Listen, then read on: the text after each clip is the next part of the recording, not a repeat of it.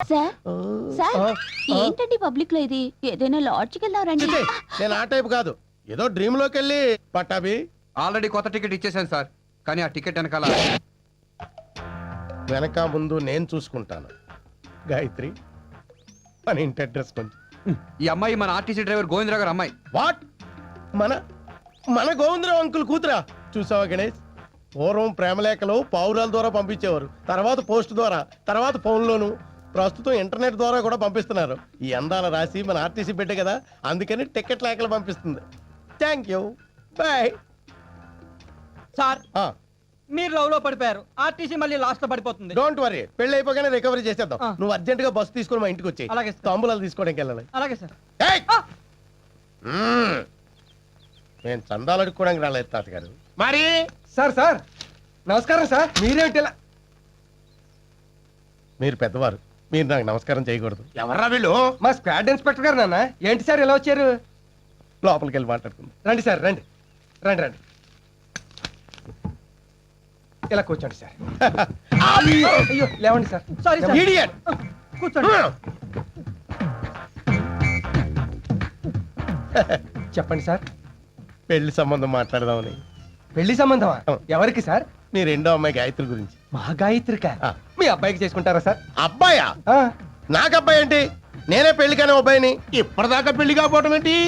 ఏమన్నా ప్రాబ్లమా? No problem. నచ్చిన అమ్మాయి దొరక ఇప్పుడు దాకా వెయిట్ చేసాం. మీ గాయత్రి ఇప్పుడు నాకు బాగా నచ్చేసింది. మా గాయత్రితో పెళ్లి?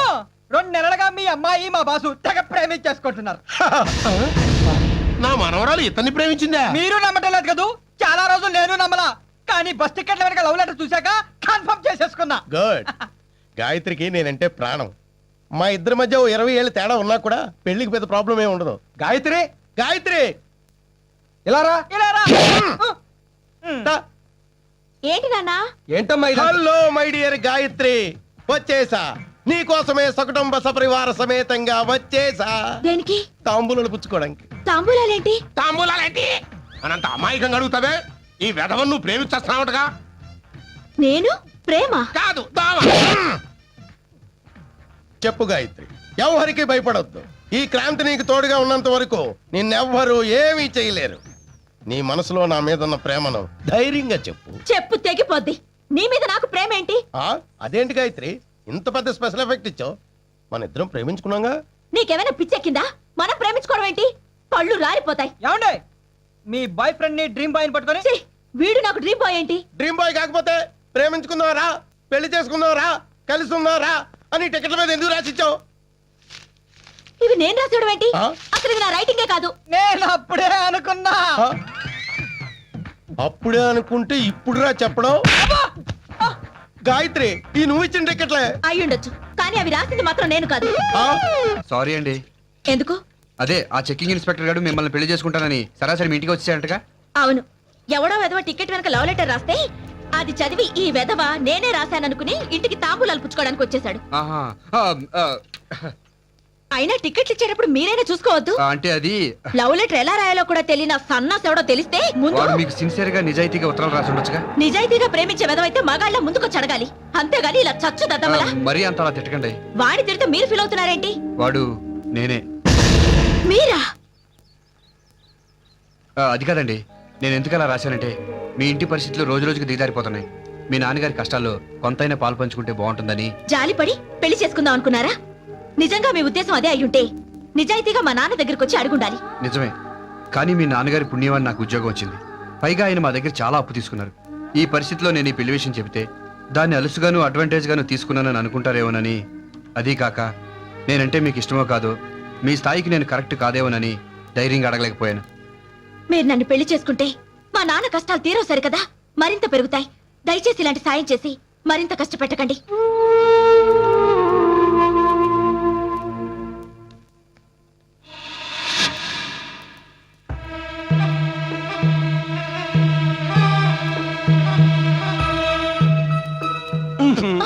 అబ్బా వదలండి. ఏంటిది? భయం ఎందుకు? లైసెన్స్ తీసుకున్నాక మన లైన్ క్లియర్ అయిపోయినట్టే. సిగ్గు లేకపోతే సరి. పెళ్లి చేసుకుంటానని మాటిచ్చి తీరా నెల తప్పాక అబోర్షన్ చేస్తారా? మరి అదే మిస్అండర్స్టాండింగ్. పిచ్చిదానా, నేను నిన్ను పెళ్లి చేసుకోవడం 2 నిమిషాల పని. కానీ నేను నీ మెడలో తాళి కట్టాక నాకేదన్నా సడన్ గా నేను పోయాననుకో, సెంటిమెంట్ గా మూడోసారి నిన్ను ఎవరు పెళ్లి చేసుకుంటారు? అబార్షన్ చేసుకోకుండా రేపు నువ్వు చంటాండి అన్నావు అనుకో, కామన్ గా నీకు నాకు వాడి మీద ఇష్టం ఏర్పడి మనం మన సీన్ గారిని పట్టించుకోవడం మానేస్తాం. పాపం అప్పుడు వాడి పరిస్థితి ఏమిటి చెప్పు?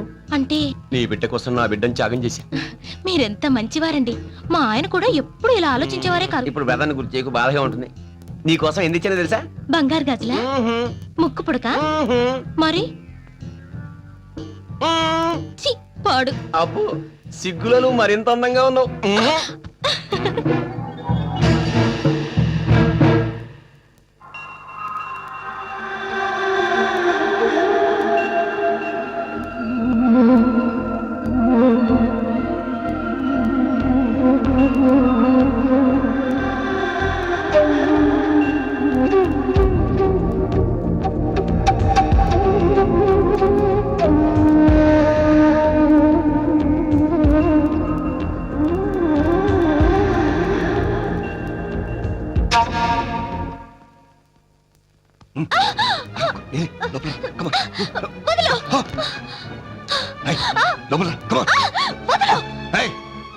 ఏంటే బెట్టు చేస్తున్నావు?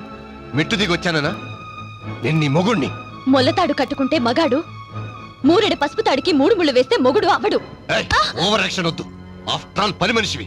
నేను పని మనిషినే, కానీ నువ్వు పనికి మాలిన మనిషివి. ఏం కూసావే?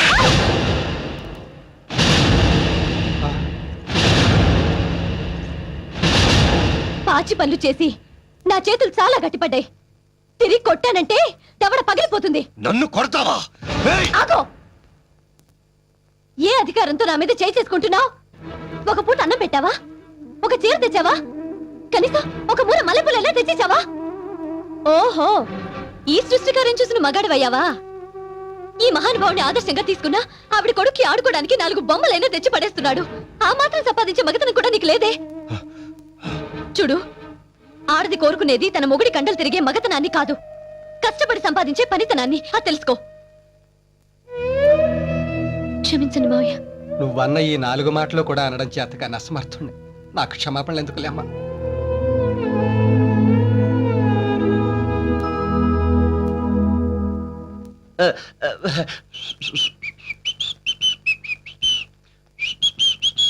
గిరీశం,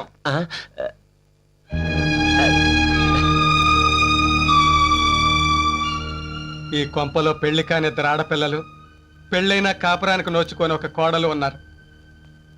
నీకు మూడొస్తే ఈ ఇంటికి రావాలనిపిస్తే నా చెల్లెల కంటే ముందు నాకు చెప్పు. ఆ ముగ్గురిని తీసుకుని ఏ గుడికో వెళ్ళిపోతాను. సరే, రామారాయ టూడియో కొంటానయ్యా, కానీ ఈ టూడియో నీదేనన్న గ్యారంటీ ఏంటి?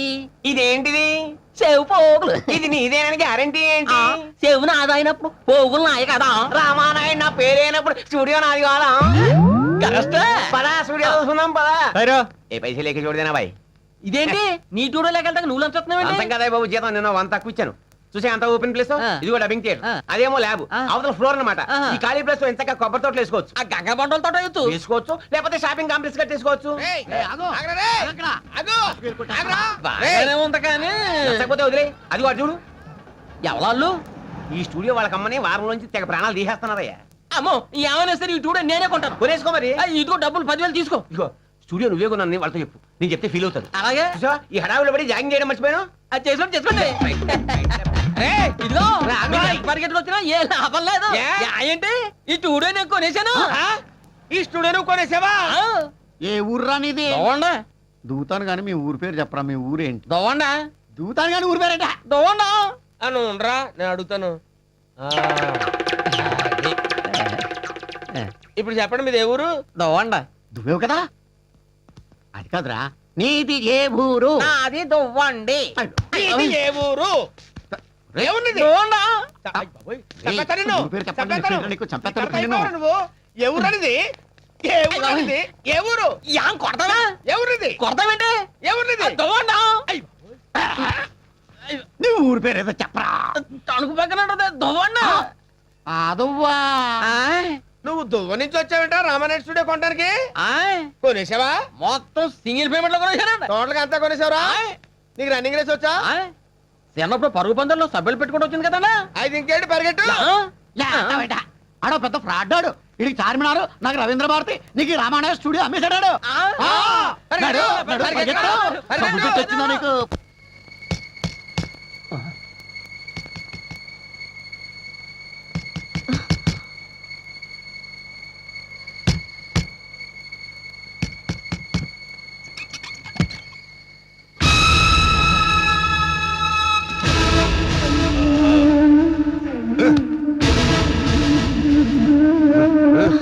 ఏ గంగా ఏ గంగా ఇదిగో ఇదిగో డబ్బు 10,000 10 ఇళ్లలో సంవత్సరం పొడుగునా పాచి పని చేసినా నీకింత డబ్బు దొరకదు. ఏయ్ సంపాదిస్తేనే మగాడు, డబ్బు తెస్తేనే మొగుడు అన్నావుగా, తెచ్చా. డబ్బు తెచ్చాను. ఏ ముసలి రోజు నా అప్పు తీర్చు గోల పెడుతున్నావుగా, తీసా. బ్యాడ్ లక్ అంటే ఇదే.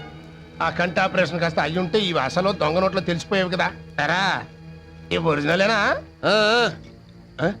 హలో గోవిందరావు గారు, నమస్తే సార్. ఏంట్లో బిస్తుపోయారు? చెయ్యత్రం మోతనం కాదు, సంపాదించడం నేర్చుకొని క్లాస్ స్పీకర్గా. అందుకే తెచ్చాను. ఇదిగా ఈ డబ్బు తీసుకుని వీళ్ళందరినీ తీసుకొని గుడికి వెళ్ళిపోండి. సారీ, ఇది తీసుకొని వెళ్ళండి. మళ్ళీ సారీ, రాత్రిపూట గుడి ఉన్నదిగా, ఓ పని చేయండి, సెకండ్ షో సినిమా తీసుకెళ్ళిపోండి.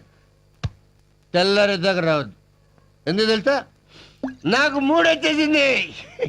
మొగుడుగా దాని మీద హక్కు వచ్చింది. హక్కు ఏంటో చూస్తున్నావు, తీసుకెళ్ళు.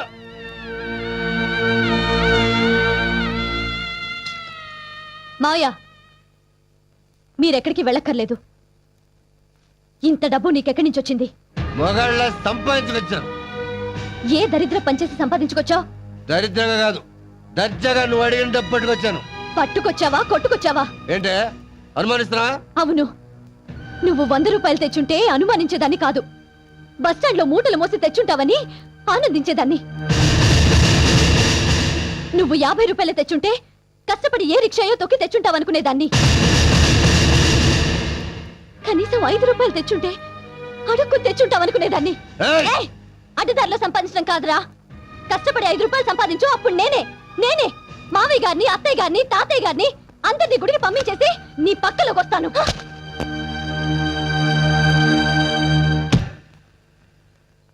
నాన్నా, ఏం నాన్నా, రాత్రి జరిగింది తలుచుకుని బాధపడుతున్నావా? నా గురించి కాదమ్మా నా బాధ అంతా, గంగ గురించి. మీరందరూ ఉండగా నాకేం బాధ మావయ్య? ఇలాంటి కొడుకుని కన్నందుకు సిగ్గుపడుతున్నానమ్మా. మీరేం చేస్తారు మావయ్య?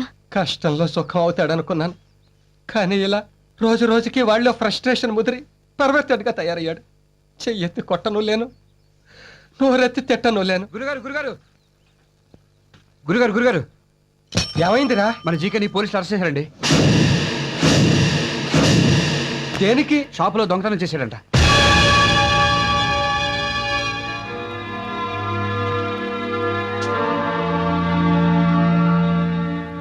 ఏమండి? అలవాటు లేని పని కదా, పట్టుబడ్డాడు. రెండోసారి దొరకళ్లే భాగ్యం. దరిద్రుడు ఆ చేసే దొంగతనం మీద ఏ బ్యాంకులోనే చేర్చావచ్చుగా, లక్షలు దక్కేవి. చెవురుకోండి. రండి గురుగారు, ఒకసారి పోలీస్ స్టేషన్కి వెళ్ళొద్దాం. విడిపించుకునే శక్తి లేదు, విడిపించుకోవాలనే ఆసక్తి లేదురా.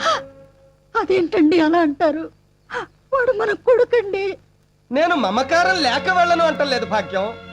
ఇప్పుడు స్టేషన్కి వెళ్తే డబ్బు కట్టి వాడిని విడిపించుకోవడానికి వెళ్ళాలి, లేదా కడుపు మంటతో వాడిని కాల్చి చంపేయడానికి వెళ్ళాలి. మొదటిది డబ్బు ఉన్నవాడు చేస్తాడు, రెండోది ఏ డబ్బు లేని పేదవాడు చేస్తాడు. నేను మధ్య తరగతి వాడిని, ఏది చేయలేను. నీకు గుర్తుందా భాగ్యం, చిన్నప్పుడు వాడి డబ్బాలో చిల్లర డబ్బులు తీస్తే రోజంతా వాడిని గదిలో పెట్టి తిండి పెట్టలేదు. ఇది అంతే, కాదని ఎవరి కాళ్ళలో పట్టుకుని బతిమాలి బయటకు తీసుకొస్తే వాడికి ఇదే అలవాటు అయిపోతుంది. అప్పుడు వాడు మనకి ఈ మాత్రం కొడుగ్గా కూడా మిగలడు.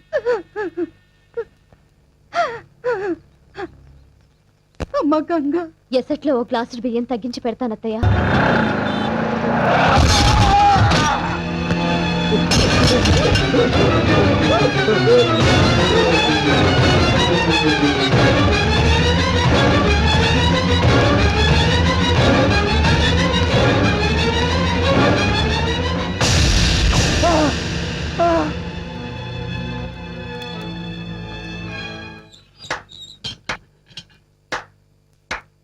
ప్రియమైన నాకు పరమ అసహ్యమైన కన్న తండ్రికి స్వాగతం సుస్వాగతం.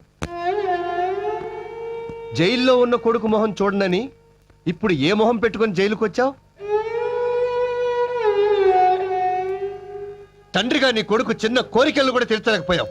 కొడుకుగా నీ తండ్రి కంటి ఆపరేషన్ చేయించలేకపోయావు. పెళ్ళానికి 2 పూట్ల తిండి సరిగ్గా పెట్టించలేకపోయావు. చిన్నదాన్ని చదువు మనిపించావు, రెండోదాన్ని గాలికి వదిలేశావు, పెద్దదాన్ని విధవరాలు చేశావు. నువ్వు తండ్రివి కాదు, కొడుకు కాదు, అసలు నువ్వు మనిషివే కాదు. కొడుకు తిరగబడి మాట్లాడుతున్నా ఒక్క మాట కూడా మాట్లాడలే. నువ్వు అమ్మ కడుపులో ఉండగానే తిరగబడ్డావురా. అప్పుడు అది కోలుకోవడానికి 2 ఏళ్లు పట్టింది. మళ్ళీ ఇన్నేళ్లకి ఇప్పుడు నామే తిరగపడ్డావు. ఇంకా నేనేం కోలుకుంటాను రా. ఏమిటండి దారుణం? దీర్ఘ సుమంగళి భవాని దీవించవలసిన చేతులతో దాన్ని పసుపు కుంకాలకి దూరం చేశారు. రేపదొచ్చి నా భర్త ఏడి అని అడిగితే ఏ సమాధానం చెప్తారండి? ఏ సమాధానం చెప్తారండి? అమ్మా,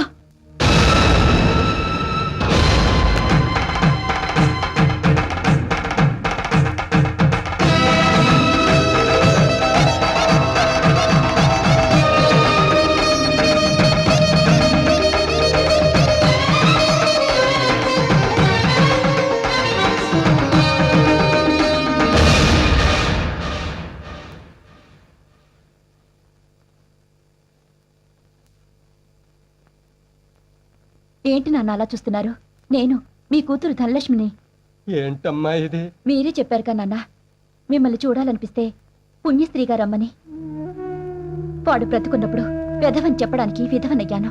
వాడు చచ్చాక పునీతనయ్యానని చెప్పడానికి పుణ్యస్త్రీగా వచ్చాను నాన్న. నాన్న, యాక్సిడెంట్లుగా నీచుని నా మొగుడిని చేసి తప్పు చేశారు. ఇప్పుడు యాక్సిడెంట్ చేసి ఎంతో మంది ఆడవాళ్ల ఉసురు పోసుకున్నవాడి ఊపిరి తీసి నాకు నాలాంటి మరెందరికో ఊపిరి పోసి తండ్రిగా మీ బాధ్యత తీర్చుకున్నారు నాన్న. మీరు చేసిన ఈ మంచి పనికి జీవితాంతం రుణపడి ఉంటాను. అమ్మా, నా గురించి మీరు ఇంకేం బెంగపడకండి. మీ దగ్గరకు వస్తానని భయపడకండి. నాకు చదువు చెప్పారు, సంస్కారం నేర్పారు. ఇక మీ మీద ఆధారపడను. నా నుంచి ఇక మీకు ఉత్తరాలు రావు, మనీ ఆర్డర్లే వస్తాయి. వస్తాను, వస్తానమ్మా, వస్తాను, వస్తాను గాయత్రి.